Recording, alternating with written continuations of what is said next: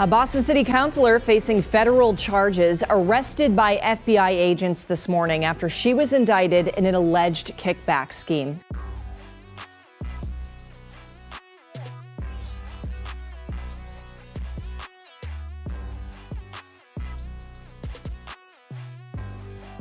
Welcome back to the channel, y'all. Today, I got an exclusive out of Boston. Yes, Boston, Massachusetts. I don't normally get news out of Boston that much, but for some reason, this one popped up. There is a city councilwoman who has just been indicted on wire fraud and taking kickbacks and hiring her family members when she wasn't supposed to.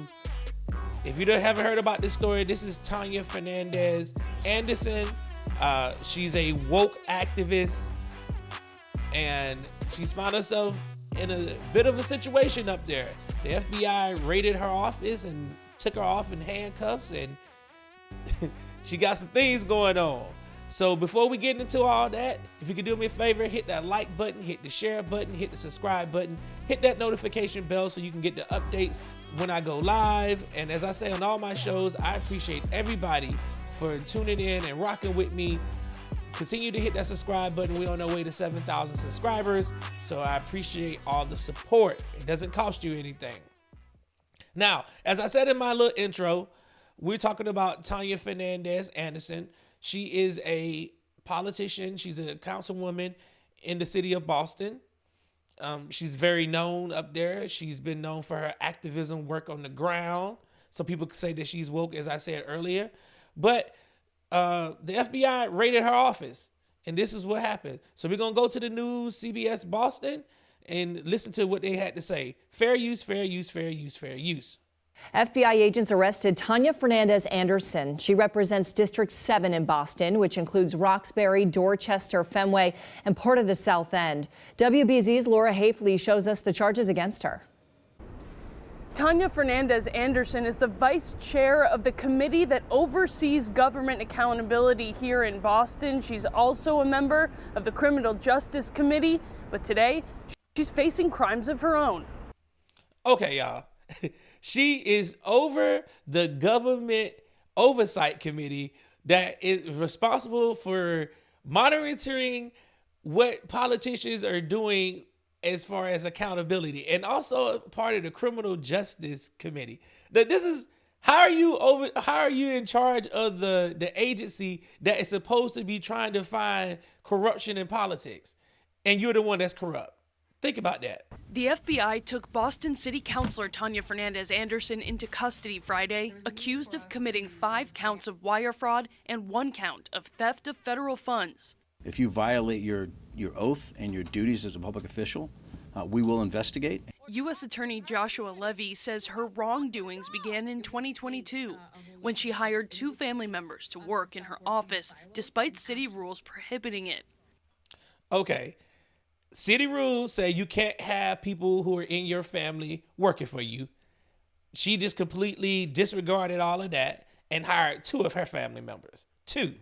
Hit with a $5,000 civil penalty. Court documents claim she did it again in 2023, hiring who officials are referring to as staff member A, another family member. So that's 3 family members now. 3 family members. And in around that same time in 2023, Ms. Fernandes Anderson, the grand jury alleges, hatched this scheme to funnel bonus payments, taxpayer money into her own pocket. Funneled bonus money and taxpayer funds into her own actual bank account. Now, I have the indictment. It's going to be on the actual website, so you all will be able to. If you click on the link in the bottom of the description, you'll be able to see it. You can open it up and read it for yourself.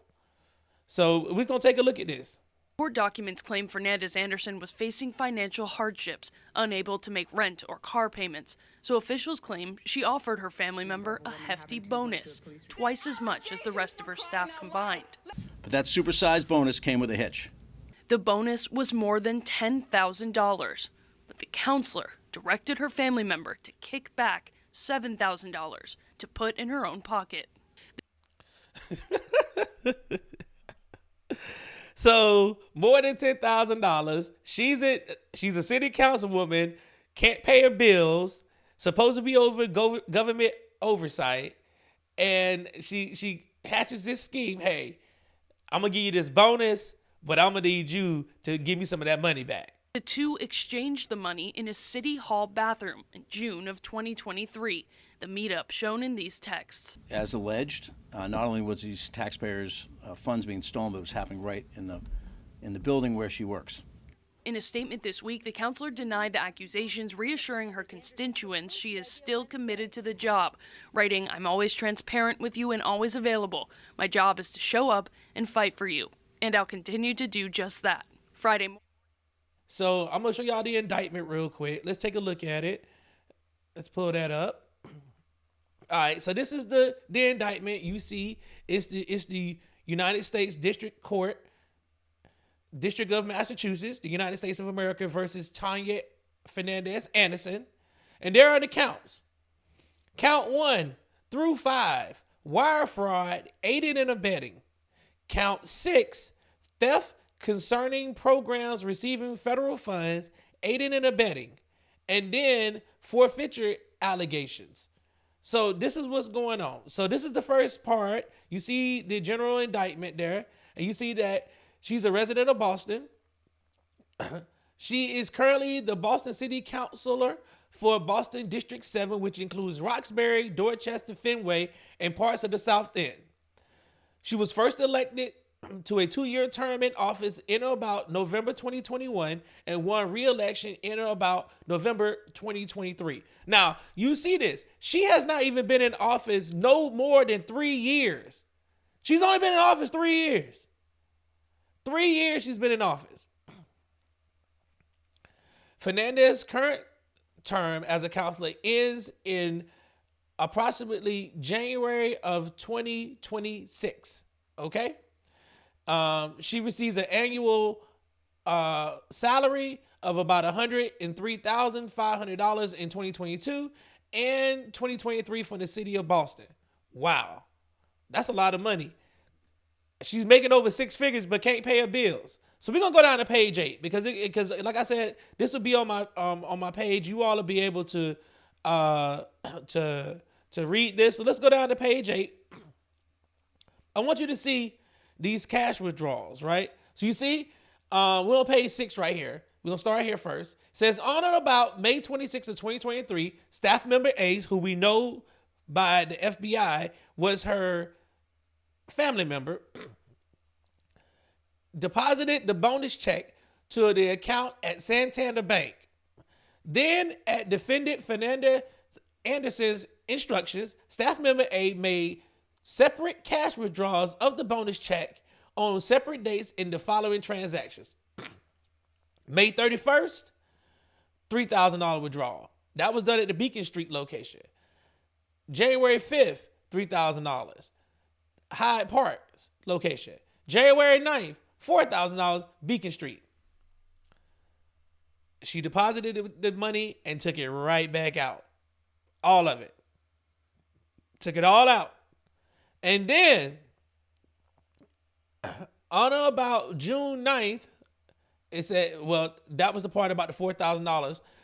They got the timestamps and everything where she went and got this money, y'all. This is what's about the FBI. You cannot get over on corruption. So let's go down to page 8. All right. So on page 8, here we go. Here go all the list of the transactions. May 26, 2023. That was the check, $10,000. You see the withdrawals. And then you see the message, bathroom, text message that got sent on June 9th. It said June 9th again, ready. And then you got count 6, which is theft by receiving, right? And that just means that she received more than property value of $5,000 or more, which is in violation of United States Code, Section 666A, 1A, and 2. All right, y'all. So she went to court yesterday for these charges. She actually pled not guilty, as they always do. So she's going to fight it to the end. The mayor of the city actually asked her to step down, and Mayor Wu. But it seems to be we have this reoccurring thing that's going on with these city council people, and they're all corrupt. You broke, can't pay your bills, so that means that you're living above your means, and rather than downgrade your lifestyle because you gotta quote unquote maintain this lifestyle for the public persona, right? That's exactly what they usually do. They're riding around, driving vehicles that they know they can't afford, living in these extravagant condos or either houses that they can't afford, buying expensive luxury items like bags and shoes and everything that they know they can't afford to put on an image as if they're doing better. This councilwoman is broke, and she used the taxpayer dollars to try to maintain her lifestyle. You going into the bathroom in City Hall, passing money in the bathroom. Come in there. Hey, here that bonus. Hey, slide me my little bit. You taking $7,000. Your family member takes $3,000, which is probably what the bonus was supposed to be anyway, even though that family member wasn't supposed to be working for you at all. And you can cop the scheme and you get caught. Now, I don't know if the family members are going to be charged in this scheme. I'm pretty sure they are. I don't know how the FBI was able to uncover this, because usually it's always something. They're always looking into politicians. That's why if you're going to run for office, you better make sure that your T's are crossed and your I's are dotted.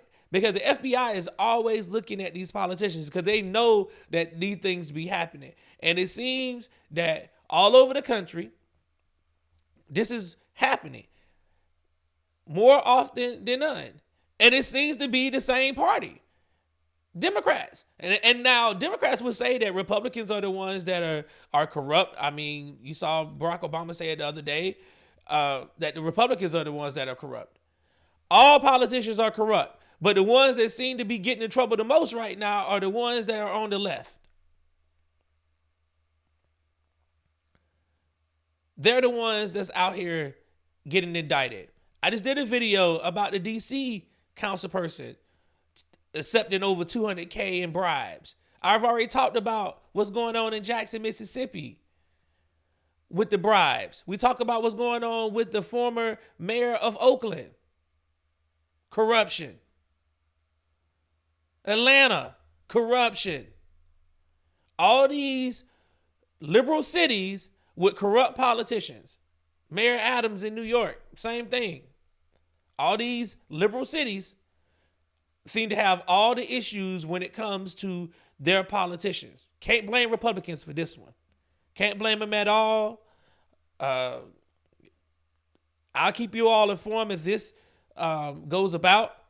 Y'all let me know what y'all think about this, because this one here is crazy. Right before the holidays, she already broke, so I don't know what's going to happen with her finances, but I think she needs to go ahead and step down so the city of Boston can elect somebody, or the mayor can appoint somebody to that seat so business can be continued. You can't be doing business for the city and your constituents when you got criminal charges on you. It's just not going to sit right. So y'all let me know what y'all think in the comment section. Thank you all for tuning in. Until next time, Coach Nation, let's keep it coaching.